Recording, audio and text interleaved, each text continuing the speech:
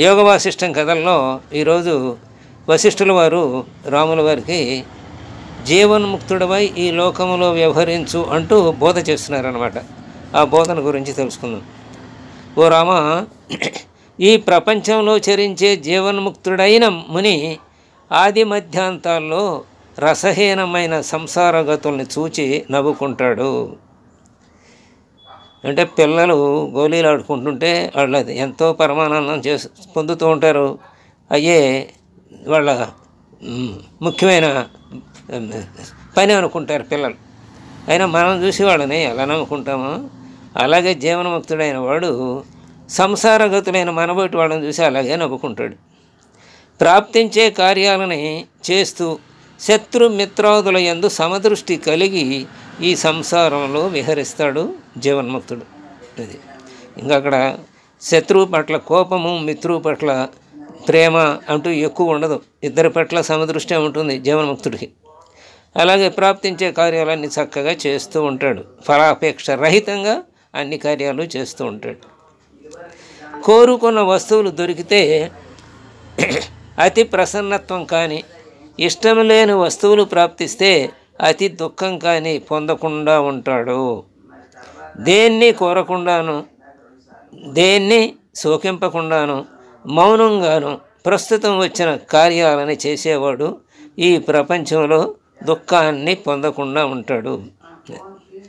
అడిగినప్పుడు మాత్రం అప్పటికి తగినట్లుగా పలికేవాడు, అడగకపోతే స్థానువులా మెదలకుండా ఉండేవాడు, కోరటం వద్దనటం లేనివాడు ఈ సంసారంలో దుఃఖం పొందకుండా ఉంటాడు.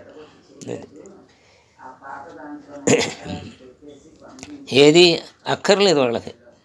అయితే వచ్చినవన్నీ చేస్తాడు కార్యాలు. అంటే మనం ఖాళీగా ఉన్నాం, ఏమి వద్దు అనుకుంటాం, ఇంట్లో కూర్చుంటాం. అయినా బయట వాళ్ళు వచ్చి సాయం కావాలని అంటే వెంటనే వెళ్ళి చేస్తాం. అది అలా సంప్రాప్తించిన కార్యాలనే చేస్తారు. ఇది సుఖ దుఃఖ రహితంగా, ఫలాపేక్ష రహితంగా. అలా అందుచేతనే జీవన్ముక్తుడు సంసారంలో దుఃఖం పొందడన్నమాట. ఓ రాఘవ, ధ్యేయవాసన త్యాగంతో కూడిన పూర్ణ దృష్టిని పొంది, అంటే ధ్యేయవాసన త్యాగం అంటే గుర్తుంది కదా, ఏమీ లేదు, మనస్సుతో సహా ఈ ఇంద్రియ సంఘాతాన్ని అంతటినీ కూడా ఆత్మ నుంచి వేరు చేసి ఇవి అనిత్యమైనటువంటి అని, వీటికి స్థితి లేదు, ఇవి శాశ్వతమైనవి కావని తెలిసి జ్ఞానంతో కర్తవ్యాలనే చేయటం అన్నమాట. అది ధ్యేయవాసన త్యాగం అంటే. అలా రాఘవ, ధ్యేయవాసన త్యాగంతో కూడిన పూర్ణ దృష్టిని పొంది జీవన్ముక్తిని ఆశ్రయించి ఈ లోకంలో విహరించు. జీవన్ముక్తి అంటే ఏం లేదు, రాగద్వేషరహితంగా ఉండటమే. అది ఎప్పుడు వస్తుంది రాగద్వేషరహితం? దేని పట్ల ఆసక్తి లేనప్పుడు వస్తుంది. దేని పట్ల ఆసక్తి లేకుండా మరి పని ఎట్లా చేస్తామంటే వాటంతటికి అవి మన దగ్గరికి వచ్చిన పనులు, మనం చేయవలసిన పనులు అన్నమాట. అలా విహరించవయ్యా అని చెప్తున్నాడు రాముల వారికి. అంతరంగంలో సమస్త ఆశల్ని వీడు. ఏ ఆశ ఉండకూడదు నీ మనస్సులో. వాసనారహితుడవై ఉండు. బాహ్యంలో అన్ని పనులను చక్కగా చేస్తూ ఉండవు. బాహ్యంలో అన్నీ చేయాల్సిందే, వాటి పట్ల ఆసక్తి లేకుండా ఉండు. ఈ లోకంలో ఆ రకంగా విహరించు రామా అన్నాడు. సాంసారిక పారమార్థిక దశలన్నిటినీ చక్కగా విచారించి నీచం కాని పరమపదాన్ని భావంలో నిలుపుకుంటూ లోకంలో విహరించు. అది ఆశల్ని, అంతరంగంలో ఆశల్ని పోగొట్టుకున్నవాడై బాహ్యములో ఆశలు కలవాని వలె పనులు చేస్తూ, బయటకేమో పనులు ఆసక్తితోనే చేస్తున్నట్టు కనపడాలి, అంతరంగంలో మాత్రం ఆ పని పట్ల ఆసక్తి లేనట్టు వాడిని ఉండాలి. మరి నటుడు ఒక దుఃఖభాజమైన పాత్రని పోషించేటప్పుడు కానీ, ఒక భయంకరమైన పాత్రని పోషించేటప్పుడు కానీ నిజంగా అతని మనసులో ఆ భావం ఉంటుందా? ఉండదు. అతను దానికి అతీతంగానే ఆ భావాలని ముఖ కవళికల ద్వారా వ్యక్తపరుస్తాడంతే, నిజంగా వాటికి లోనవడం. అలాగే మనం కూడా అంతరంగంలో ఆశలు లేవు కాబట్టి జీవన్ముక్తుడైన వాడికి బాహ్యంలో మాత్రం ఆశ కలవాని వలె కనపడుతూ పనిచేయాలి. బయట పరితాపం పొందినట్లు కనపడినా అంతఃకరణలో చల్లగా ఉండాలి. ఎవరినో పలకరించడానికి వెళ్తాం, వాళ్ళకి ఏదో ఆపద వచ్చింది, వాళ్ళని పలకరించడానికి వెళ్తాం, అంతా ఒకటేలే సుఖ దుఃఖాలన్నీ సమానంగా భావించాలని అక్కడ చెబితే వాళ్ళకి మనకి కూడా అది బెట్టుగానే ఉంటుంది. ఎందుకంటే ఆ సమయంలో అట్లా చెబితే అతని మనస్సు తట్టుకోలేదు. కాబట్టి ఆ సమయంలో మనం కూడా అలాగే నటించడం మనం హృదయంలో ఆ భావం లేకపోయినా అతని తృప్తి కోసం, అతనిని ఓదార్చడం కోసం మనం అలా ప్రవర్తించాలి. బయట పరితాపం పొందినట్లు కనపడిన అంతఃకరణలో చల్లగా ఉంటూ లోకంలో విహరించు. బయట క్రోధం కనపడినా లోన చల్లన ఈ బయట పనులు చేస్తున్నా లోన అకర్తవై విహరించు. ఒక్కోసారి పిల్లల పట్ల ఎంతో క్రోధంగా మనం ఉంటాం. వాళ్ళు మనం చెప్పిన పని చేయలేదనో, బద్దకించారనో, లేకపోతే అలసత్వం వహించారనో.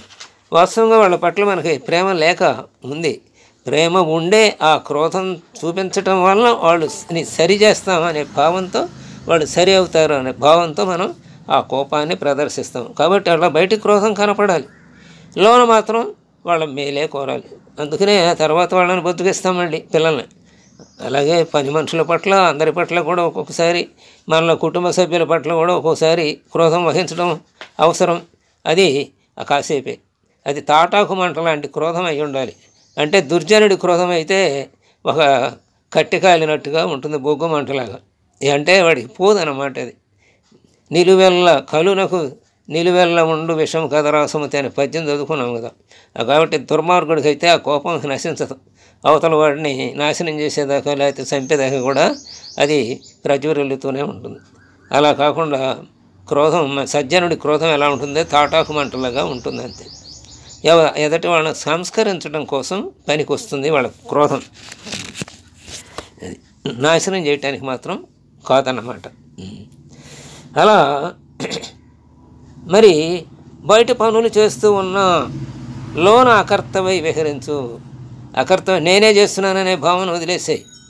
బయట పని చేస్తున్నావు కానీ నేను చేస్తున్నానని అనుకోబోకు. నీ చేత చేయించబడుతుంది అంతే ఆ భావం. ఇక నీకు ఇష్టమైన దృష్టిని పూని, అంటే యథేచ్ఛసి తదా దృష్ట్యా, నీకు ఇష్టమైనట్లుగా లోకంలో విహరించు. కృత్రిమమైన ఉత్సాహం, కృత్రిమమైన హర్షం, కృత్రిమమైన ఉద్వివేగం, కృత్రిమమైన కార్యారంభం, కృత్రిమమైన క్రోధం కలిగి ఈ లోకంలో వ్యవహరించు. అన్నీ నీకు కృత్రిమంగానే ఉండాలి. అంటే నీ మనస్సులో ఉండకూడదు ఇవేవి, ఈ భావాలు. కానీ ఆ భావాలు బయటకి వ్యక్తపరచాలి. అంటే నటుడు తాను నటించేటప్పుడు అన్ని హావభావాలు ప్రదర్శిస్తూ తాను వేరుగా ఎట్లా ఉంటాడో మనస్సులో అలా మనం కూడా ఉండాలి. అప్పుడే జీవన్ముక్తుడు అనపడతాడనమాట. అహంకారాన్ని వదిలేసి స్వస్థ చిత్తుడవై ఆకాశం వలె శోభిస్తూ కళంకరహితుడవై లోకంలో విహరించు. పలు విధాలైన ఆశల నుండి విముక్తుడవై సర్వ విషయాల్లోనూ సముడవై బాహ్యంలో ప్రకృతి కార్యాలను చేస్తున్నవాడై లోకంలో వ్యవహరించు. ఓ రామా, యథార్థంగా బంధం కానీ మోక్షం కానీ లేవు. ఇదంతా మిథ్య అయిన ఇంద్రజాలమే అవుతుంది. అందుకని అంతా మనసు యొక్క కల్పితమే కదా. మన ఏవ మనుష్యాణం కారణం బంధ మోక్షయే. బంధానికి మోక్షానికి కారణం మనసే. మనసే చచ్చిపోతే, అంటే మనసులో రెండు సంకల్ప వికల్పాలు లేకపోతే అతీత ఆత్మస్థితిలోనే ఉంటాం. మనసు చస్తే ఆత్మస్థితిలో ఉంటాం. అంటే మనసు చస్తే ఆత్మ మేలుకుంటుంది. అంటే ఆత్మ మేలుకుంటాం అంటే ఆత్మ లేకపోవటం కాదు, ఆత్మ ఉన్నట్టు అప్పుడు అనుభూతిలో వస్తుంది, ఆ స్వరూపంలో ఉండిపోతాం అన్నమాట.